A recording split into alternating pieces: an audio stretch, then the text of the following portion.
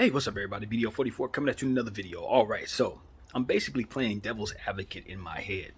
And what's coming to mind is this. I'm asking myself, B, why are you so arrogant as to think that you could turn a team around in such a way that would attract free agents no matter where you are? If I was a GM, I really truly believe, as I talk in this camera often, you guys hear me say it, that, all I have to really do is this, and this, and boom, I got superstars on my team. I can get them here. Well, the reason why I think that way is because I think quality will attract excellence.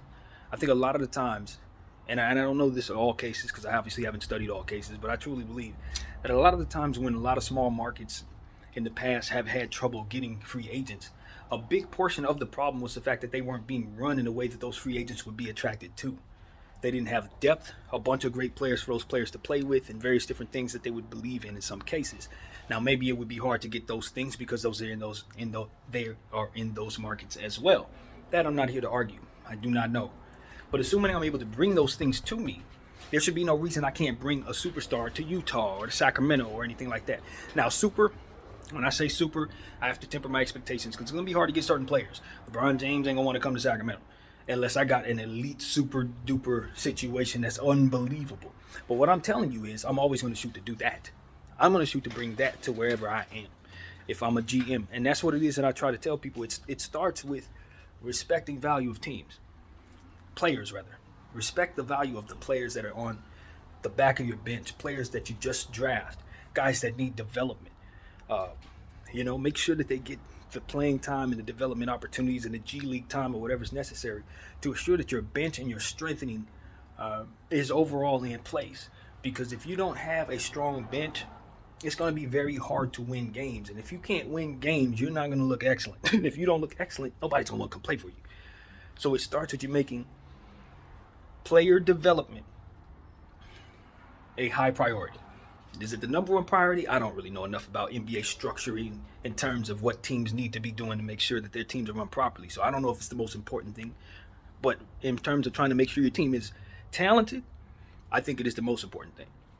You got to make sure that player development and practice, those two things, to player development and repetition respect, are two things that every organization needs to have in place as a foundation, in my humble opinion. Now, like I said, other stuff, medical and things of that nature, I don't know enough about that, so dare I not talk about that. But what I'm saying is just to be good, just to be legitimately talented enough to be good. Also, that depth will obviously help you with withstanding injury and keeping players fresh enough to not wear down. So that's why I respect depth so much. Any team, especially in small markets, you got to not only have development in place for these great players, but you also have to have enough of these young players and enough pick equity to put yourself in a position to have all of these different things in place in a consistent way. In other words, as players move on and sign contracts with other teams, you still have young talent that you're excited about coming up from underneath the seams, so to speak. So that is how I look at it. It's most important to start from the bottom to the top. Second thing you don't want to do, you never ever want to take on somebody else's hefty, massive, ridiculous contract, especially if it's attached to a player that is not able to help you in ways that complement what you already have to a T and to a degree, someone that you can project forward that can complement whatever it is you want to build. And see, that's another thing. A lot of times you'll only look at one aspect of that, neglecting the other, and it can make it bad. I think the Dallas Mavericks might be making that mistake right now with Luka Doncic. Luka Doncic definitely fits whatever they want to do going forward, but they got to get to that point. And if he's sitting there unhappy, he's not going to want to ride that wave with you. So you got to stay current. And I think depth ultimately helps with that the most. Because at the end of the day, if he sees enough talented people on his bench who are all engaged, all playing well, or at least getting to a point where they are getting better at what they do, he can see a team that he can lead. It's really that simple. But if he has a bunch of dudes on the back of the bench, guys that they don't get used, guys who are not being used properly, in circumstances of that nature, it's easy to want to look elsewhere. It's easy to want to leave the market. It's easier to want to look at the Lakers. And that's what it ends up being, a situation where because we're talking about the NBA, you got to understand that there's always the big market looming if you're a small market. So staying on top of these type of things will likely keep you in a position to be able to either withstand superstars leaving or keep them from wanting to leave. You know what I mean? But the most important thing, I think, if you're in a small market is to try to withstand them leaving. You got to be able to hold up. If your Giannis actually darts, you want to know that you can put yourself in a position to have a first pick in the draft if you have to reset. And that's why you do not mortgage your picks. I know it's a risky thing for a lot of organizations. Owners want to win now, and it's worth the risk sometimes to forego certain future picks to help a guy like LeBron James get his last championship or whatever the case may be. That may make sense to you in the short term, and it may be a way to meet your owner's goals. So for that's a whole nother story. Can't make the owner have different goals. But if the goal is to win, if the goal is to try to obtain championships, I think the foundation starts here. You gotta also not overvalue guys who have either signed contracts in eras where their position make more sense to overpay, and now those contracts have matured and they're no good anymore because now the game has changed and you don't need these guys anymore in that way. They don't contribute to the way that the game is now played with a different field. All these different things. You don't want to find those contracts on your books. When you identify that these players no longer are in a good financial space, what you need to do is try to get rid of them. But the problem is a lot of times these organizations in wanting to get rid of these guys, they sit them. And we talk about this a lot. You got to play the guys you want to get rid of. You can't mistake just thinking a guy can't play and then think somebody's actually going to want to take him. You got to try to make him look his best, or he's going to be a dead asset for you. Injury concerns, things of that nature, you can get hit with some bad luck, man. But I learned something back in the day. When a superstar goes down, and you have your pick for the next year, if he goes down early enough, you may be able to get lucky if you decide to just tank that year. You may be able to bring that hurt superstar the best pick in the draft next year, or, of course, take that high pick and trade it for something he could really use. Whatever the case may be, if he doesn't want to wait for a superstar, whatever the case may be, to a kid to grow into a superstar, rather, he can go get that player with that pick. So it's like, that's the type of thing I do if, let's say, knock on wood, my best player goes down in December, early in the season. If I look around and I know we can't be where we want to be, and I don't have enough to do anything, I'm tanking, bro. We tank it. Tank. Why? Because you're not going to be emotional about it. You got to reset your situation. Not reset your situation, but more so just understand that you can stack something on top of what it is that your ineptitude ultimately will be for not having that superstar player healthy that year. So rather than just be middle of the pack, hell no. Bottom out. Unless you have the talent to make it so that you shouldn't. You know what I mean? You don't want to do that when you have another superstar on your team. Then that doesn't apply. But I'm just saying, if you got a one-man team and a bunch of okay guys, and he goes down, well, the tank is on. And you having your picks is important, because if that happens and you mortgaged everything to get that superstar, now your ineptitude ain't going to really help you. Now you found yourself in a hole that a lot of teams find themselves in when they run into injury issues but have already mortgaged their future for those players. And the event that happens, again, your way out is in your player development. That's your way out of all of this, because if you're developing players properly, you always have tradable assets. And tradable assets can get you out of bad situations, just like picks can. You know, that's what it really comes down to. If you have enough pick equity, second round picks, first round picks, swaps, if you have enough of that stuff, it can be used as currency to be moved around the league in whatever ways you want to, or in whatever ways possible, rather, for the market. And of course, you study the market, as in knowing that it's ever fluid, and it's ever evolving. Of course, with the new collective bargaining agreement in place, now there are new things to learn. But at the end of the day, that's the whole point, that it changes so much, and that player's value can fluctuate so much, can be a thing. Now, what my mind goes when I talk about player fluctuation in terms of value is knowing a player's circumstance fully. Is he shooting well? Maybe not. But are there other aspects of his game that may be translatable to your situation that maybe won't be to his situation? depends. If you study and find that that's the case, you might want to bring that player to you at a price that may reflect what it is that he's worth over there, and of course, it raise that value in your situation. You got to be able to identify that. You got to be able to find these young players who are considered busts and turn them into something, so to speak. That's where your player development comes in play. It will help that player reach his highest potential. And usually a pro will take time, man. You can't look at a young player and say, okay, they're supposed to come out the gate and be great 2 years, 3 years in. Sometimes it really takes a very, very significant amount of time for players to develop, especially if they run into organizations that don't value these things. You know what I mean? You may be taking on a 3rd year, 4-year guy that's actually only had about 1 year of real experience because of the playing time that he's actually, been I guess depraved of is what you would say. Because a lot of these situations, I'm looking around the league and a lot of these players that have really shown that they have some potential have now been shoved to the back of their benches again for reasons that just don't make any sense to me. And so if I look at a player and I see that he was able to do something 3 years ago, and I see he hasn't had playing time in 3 years, no injury issues, then I need to bring that player to me and put him in my development situation. Because whatever that was that made him great back then needs to be found again. And it's only going to come from the repetition of him getting the playing time and the practice time necessary for him to be as good as he needs to be. That's all it is. You got to get the player in there and get them falling in love with the game again. And not thinking about sitting on the back of the bench, but more so finding themselves in a role that fits the situation. And so that's what you got to find. Players that fit your situation. And most importantly, as an organization, you have to know what your responsibilities are to those players on the floor. And I've talked about this in regards to my Lakers. A player like Kevin Durant was talking about this today. He liked what he sees in the Thunder situation right now because they have multiple ball handlers. He wishes he had multiple ball handlers when he was there. And that's what it is. Understand what a basketball player needs to make them look their best so that you can bring that to them.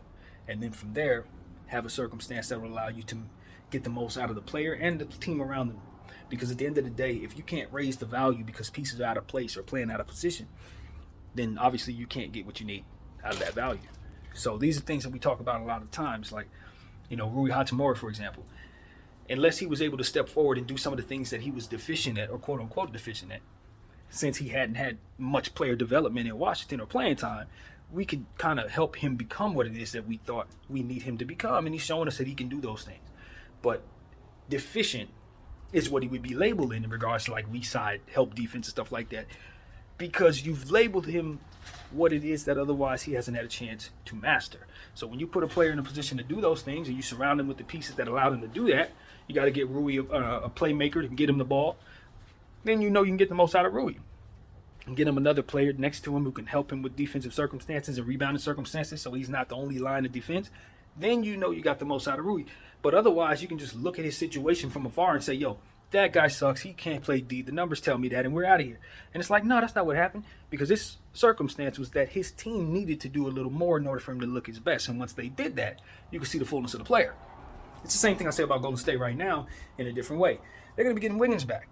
So all the different issues that they've had with their roster kind of falls into place because now they're not going to be leaning on those same players that they've been leaning on. They bring Wiggins back. He can give them a whole 35, 40 minutes a game.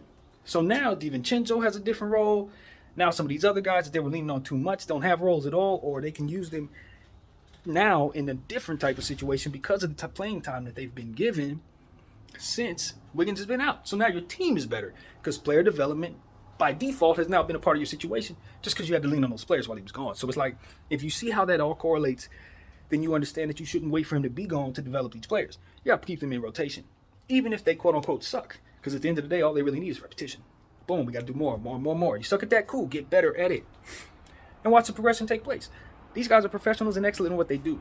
Repetition is what got them here. So there's no way in my mind that I see any one of these NBA players that can't get better at whatever it is they're not good at. Because they've reached this pinnacle in and of itself. Unless you just shoot them in here and then as to which they're not supposed to be here. Some players you may be in the league for reasons that don't have anything to do with their talent. But I don't know this. You know what I'm saying? I'm assuming everybody there can play. So it is what it is. It's exactly where I'm coming from. You give players opportunities to be in situations that they fit in, and you will see them flourish over time with that repetition. So Practice time, man. Stop neglecting it. If you want the most out of your situation, you got to get the most out of these players. And I don't know this because I'm obviously not a medical professional, but I do believe bodies react very well to repetition as it pertains to keeping people healthy. I think it really does come down to guys not stretching enough and not working enough, consistently enough, eating and all these different things that need to be patterned in their lives to keep them as healthy as they need to be. And so I think studying that, and I'm sure the NBA is much smarter than me than that, but those are the type of things they need to implement a bit better to make sure that there's no staggering on these things. These repetitions and these practices need to stay consistent so that you can get the most out of your body. These guys are athletes, so they know that.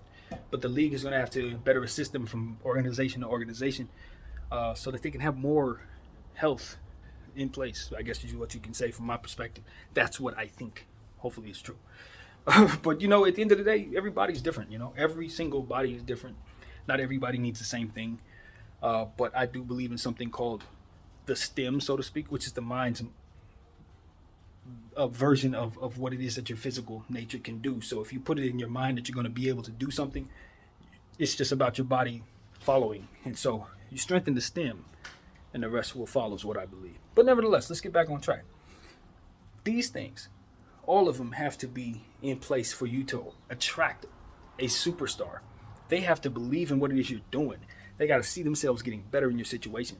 They're rich, so they can bring luxury and lifestyle to them. That's the beauty of being in the NBA.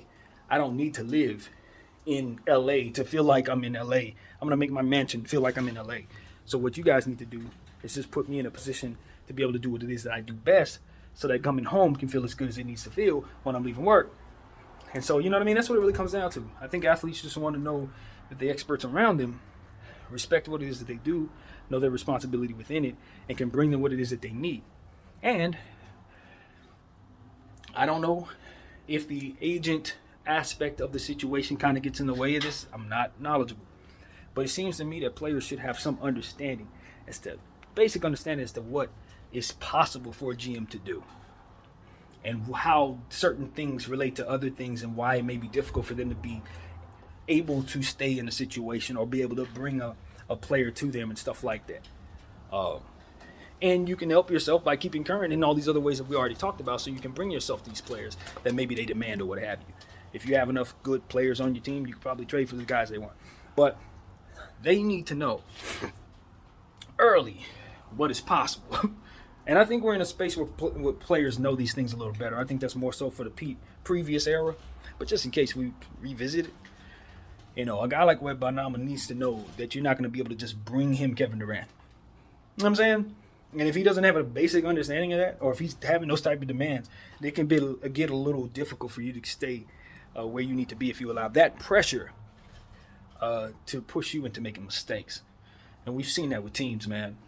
We've seen it. And so that's a situation where, as I said with the Dallas Mavericks, I think they're the current team that could be facing this right now. That's why they're so relevant. You cannot let your need to keep this superstar in your uniform keep you from making your team good enough to keep him healthy and keep him winning. You know what I mean?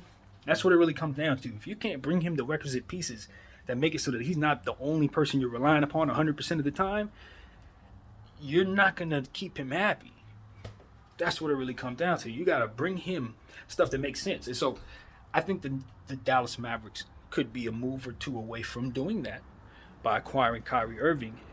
Either they can re-sign a talent like that, or, of course, they can get $36 million from his walking away to bring them what it is they need somehow.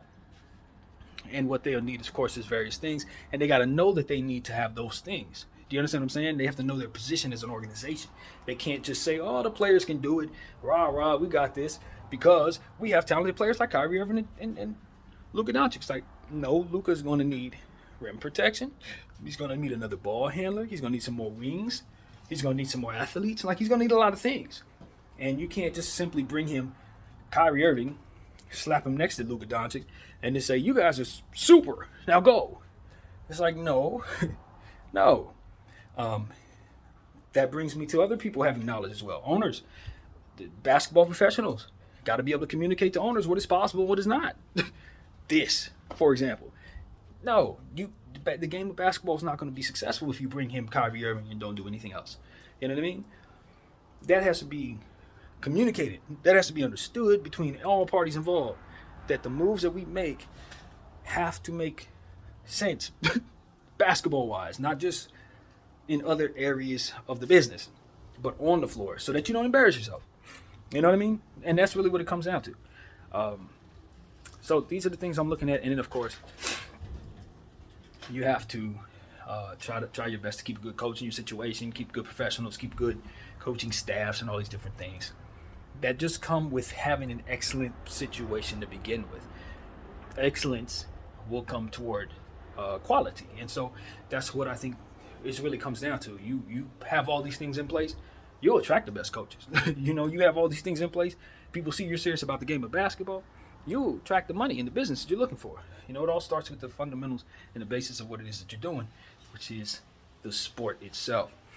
So, study the science of the sport and keep basketball geniuses in your organization, people that you can trust. And don't be afraid to let new people in.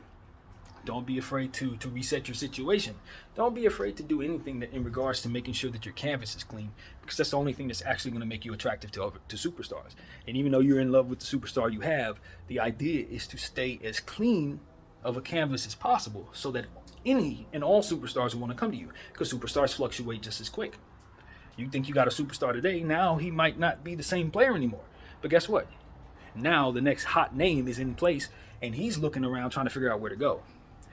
You are a viable place if you've done all the right things that we've been talking about here, along with some others that I don't know nothing about. But nevertheless, you're going to be in a position to look good to that person. And you got to know he's coming. Just because you don't see him, you got to know he's coming. And I say the same thing about the market opening up in regards to you having pieces that you want to trade. They're not tradable right now. You got to know the opportunity to open up. Don't pounce on the first thing you see. Assess it clearly and make sure it makes sense to you and your situation. Sometimes the first thing is the best thing. You never know, but at the end of the day, that's for the circumstance to be studied and assessed by those genius basketball minds that you have in place. Run things by those people and trust them. And I think analytics and balancing analytics and feel, so to speak, is important, man. You want to keep the guys who have feel for the game, and you definitely want to know the numbers to a T. You want to keep both. In this NBA, you definitely want both. And one side will tell you don't need the other. You need both. You want to have the feel guy for sure. It ain't just the numbers. There's a lot of things the numbers don't tell us.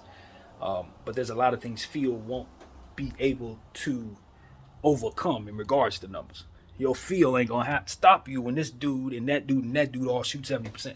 You're going to have to deal with that. So these are the type of things that I just look at and say, if teams start implementing these principles, no matter where you are, I think you're going to eventually attract excellence. You may not be the superstar, but that superstar may not win a championship because he's going to be chasing situations where they don't do this at. You understand what I'm saying? That's what ends up happening. And that is where you come in regards to overcoming that superstar with your super team that you've put together by having more depth and all this excellence around. And then you'll look up and that superstar will want to come to you. He's going to leave that place. He's going to come to you. Hence, Phoenix Suns, Kevin Durant. You know what I'm saying? So these are the things that we're trying to talk about here. Obviously, I'm not a GM or an NBA owner, and there's a lot of basketball I need to learn and all these different things that I'm very, very secure about in regards to myself. I listen to others who know the game better than me, but I have an understanding about what teams need from watching this thing my entire life, and I'm an old guy, 38 years of age, so I know what teams need. I've picked up some things along the way. I've learned some things, and it's a passion of mine to share them with you. So that's what I do, man. I hope this video wasn't too far all over the place. I probably smoked a little too much wedding cake before this one. But nevertheless, man, I just wanted to give you guys what I had. At the end of the day, I'm a Laker fan, and I've watched my team have some triumphs, great triumphs, and I've seen us make a lot of mistakes in my lifetime, enough to have taught me some things. And so that's what I look at, man. Make sure your team has what they need, and the superstar canvas will be clean for any superstar to come into. And trust me, there will always be another one, and they're going to want to come to you. I don't care where you're at, dude. I don't care where you're at. That's what we've learned over the years. You can get a basketball team in Canada and get a superstar up there and win a championship. And when I was a kid, that was unheard of, bro. It was unheard of till the Toronto Raptors came in. And I do remember when the Toronto Raptors came in because we were like, are you serious? 2 Canadian teams, not 1, but 2? That was unheard of, bro. But, and you had situations where, players didn't want to go there too. Vancouver, Steve Francis, 2nd overall pick. He did not want to play for the Vancouver Grizzlies. He was not going to Canada with nothing about that situation that he was excited about. And of course, they weren't able to navigate that, and ultimately the team ended up moving to Memphis. It was a lot of things that transpired after that, of course, but it's just about how difficult it is to bring players to certain situations. But you look at Toronto, and they've turned it into a championship situation. So it's obviously 2 different markets, but nevertheless, you look at the situation. You say sometimes things don't work out in your favor because you're in a small market. But if you take care of what you can control, your team's going to get good anyway with more and more quality professionals adding themselves to your situation. You're going to be good enough. Trust me, a deep team is going to win. Look at Sacramento. They're a deep team. They drafted pretty well over time, and now they're in a position to win over time. Even if they don't get it this year, next year they're going to be very good. And the year after that, and the year after that as well, I believe. So this is a situation where you just look at them and say, it takes time. But I think if you do things the right way, things will get done the right way. And in no time, you'll be where you need to be. I look at teams like the Pacers. They're on their way. Washington needs to make some moves, but I think they have some things they can work with. They have a lot of cap space and equity that they can use to trade. So teams like that have a good space from which to start these principles or have these principles in place and keep pushing forward. Player development, you look at teams like Memphis, they're big on player development. They're deep, 2nd or 3rd in the West right now, and have been that for a while. Every year they've been good, and it's because they value player development, and they draft well, and they value their scouts, and they keep good ones around. Lakers, same thing. Look at the hole we've been in. When we traded all of our assets, ran into injury issues, but we still managed to find players in different places of value that we were able to play up their value and ultimately bring them to our situation. And our team is deep. Now we look like a contender despite having a sub 500 record. Why? Because we made something out of nothing. Literally that. We found things. Even in the midst of mistakes being made, we found things. We played them up, we shipped them out, and we brought back what we needed. And so that's what it is, man. You got to be willing to take a few risks sometimes, especially if you already made mistakes that'll put you in a position to already be in a hole. I think about a team like the Minnesota Timberwolves that we talk about all day long. They're probably going to have to trade somebody they don't want to trade. That's a risk. But if they reset their situation, they're going to be in love with somebody else that they get soon. That's the thing. It's like when you're a team, that's why I want the Dallas Mavericks to understand. With Luka Doncic, yes. Do you want to keep Luka? Of course you want to keep Luka. Am I trying to keep Luka? I am trying to keep Luka for Dallas. But my thing is this. If I can do anything for Dallas, it's just clear out everything that is not of value. All the shooters on that team that are overpriced, non-defensive bigs that can only score, guys that should not be on the team no more because they were only here for a reason or two that is no longer. All that stuff needs to get out of Dallas so that you will have a team that has a real canvas from which you can start this stuff. You keep Green, you keep Josh, and I don't see much else there other than Luka. You let that be your core for now while you attract yourself what you need by way of cap space and picks. With your cap space, you get some picks. You take on a Julius Randle. You make them give you a pick. You take on Evan Fournier. You make them give you a pick, and you add that to your war chest of stuff, and you trade things accordingly to put yourself in a position to have the quality you need while simultaneously valuing those things that we've already talked about. So that's where my head is, man. That's where my head is. I want people to overall have a good quality product to enjoy when it comes to the NBA. I know somebody once commented in my section, why didn't I do this for the NFL? Why don't I focus on the NFL? I never grew up watching the NFL. I don't know nothing about, honestly, I don't know much about the NFL other than to play fantasy football. And you know what I mean? But I don't know what I'm looking at. That's not my sport. So I just know what I do, But I think this stuff transfers into different leagues and different things. I think all of this kind of plays out the same way no matter where you go. If you have a salary cap or if you have athletes that need to get better at things, it's all the same thing. You need to value practice in various different ways from which your system works. You got to make sense for what it is that you guys got going on. But as far as me talking about the NFL, they have different provisions and different things, salary cap stuff that I wouldn't know the first thing about. in the sport itself. I don't know, like, you know what I mean? What does a right tackle do versus the left tackle? That's not in my head, bro. I didn't grow up watching that sport. So that's why I don't talk other sports when it comes to this type of stuff, team building and stuff like that, because you got to know certain things to know what to put on the floor or the field in your situation. So if I don't know the first thing about that, I need some people to teach me those things, and then I can help them with what it is that I believe I understand over here. And therefore, so that's for that guy who asked me that a long time ago. My name is BDF44. I appreciate everybody watching me. I'm out.